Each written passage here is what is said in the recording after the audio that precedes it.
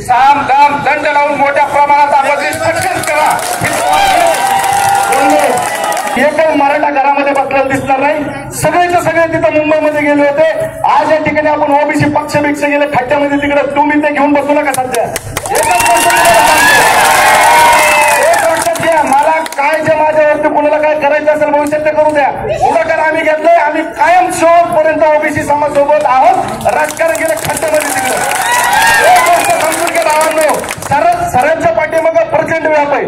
पंकजाताईंना target केलं जातं, धनंजय मुंडे साहेबांना टार्गेट केलं जातंय, छगन भुजबळ साहेबांना टार्गेट केलं जातंय। हे टार्गेट केलेलं कुठंतरी थांबवावं लागेल आपल्याला। तुम्ही आम्ही कमी नाहीये, 8 करोडांची संख्या आपली ओबीसीची महाराष्ट्राभरामध्ये, 8 करोड। या गोष्टीमधलं एकच मला तुम्हाला आवाहन करायचंय, 19 तारखेला जर आपल्याला मोर्चा काढायचा आहे, एक माणूस आणि आपल्या घरातली माय बहीण घरामध्ये थांबली नाही पाहिजे, सगळे जण रस्त्यावर दुसरी गोष्ट समजून घ्या। काय दादागिरी करून आज तिथं सर येत आहेत, तिथलं बॅनर फाडलंय, सगळे सिंध झालं का तुम्ही आम्ही सगळे। मला वाघांचा त्या अभिमान आहे, तिथल्या रोडवरती येऊन त्यांनी आवाहन केलं तिथे, आणि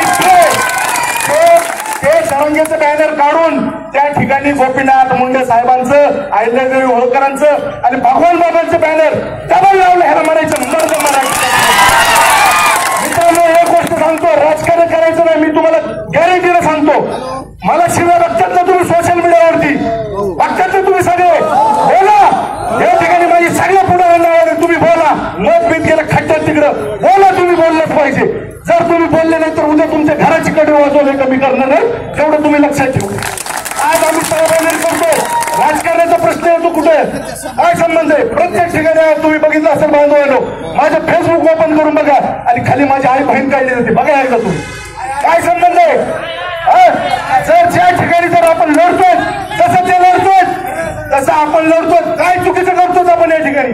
मित्रांनो बाकीचं राजकारण जेव्हा वेळ येईल तेव्हा पाहू, आज विषय ओबीसीचा आहे, आपल्या नेत्यांचा आहे। चिल्लर चल्लर गोष्टीमध्ये आपल्याला अडकून त्या ठिकाणी ओबीसीच्या नेत्याला टार्गेट केलं जातं। ओबीसी जात आणि ओबीसी नेतृत्व संपायची ह्यांची तयारी चालू आहे, ही आपल्याला हाणून पाडायची म्हणजे पाडायची।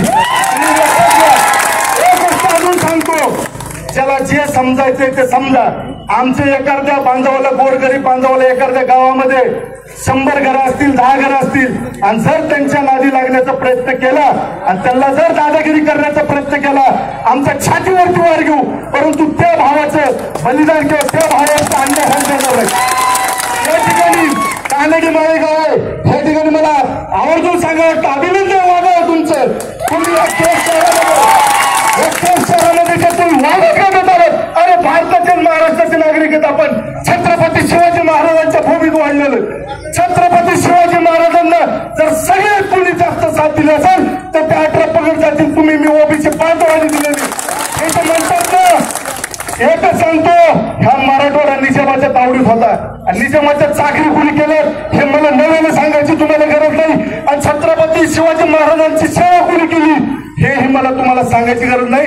त्याच्यामुळे एकच काम करा, सर नाही येऊ शकले हरकत नाही, आता प्रत्येकाला हाके सर व्हावं लागेल, प्रत्येकाला मुंडे साहेब व्हावं लागेल, प्रत्येकाला धनंजय मुंडे साहेब व्हावं लागेल, प्रत्येकाला छगन भुजबळ साहेब व्हावं लागेल, प्रत्येकाला पंकजाताई व्हावं लागेल, अन्यथा तुमचं माझं जगणं मुश्किल आहे। तुम्ही एक समजून घ्या, त्या गोष्टी तुम्ही समजून घ्या भावानो।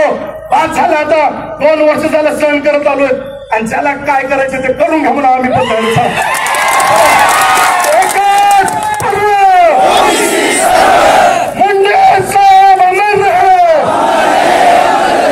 आणि भावांनो प्रत्येक गावामध्ये आम्ही येणार आहे, आम्हाला मदत भेटेल नाही भेटेल, प्रत्येक गावामध्ये आम्ही येणार आहोत। प्रत्येक गावामध्ये तुम्हाला आवाहन करण्यासाठी, माय बहिणींना आवाहन करण्यासाठी, आणि 19 सप्टेंबरला शुक्रवारी भावानी चौकातल्या केस तहसील पर्यंत मोर्चा काढायचा आहे, आणि झुंडशाही करणारे जे आहेत त्यांना दाखवून द्यायचं की आपण पण कमी नाही।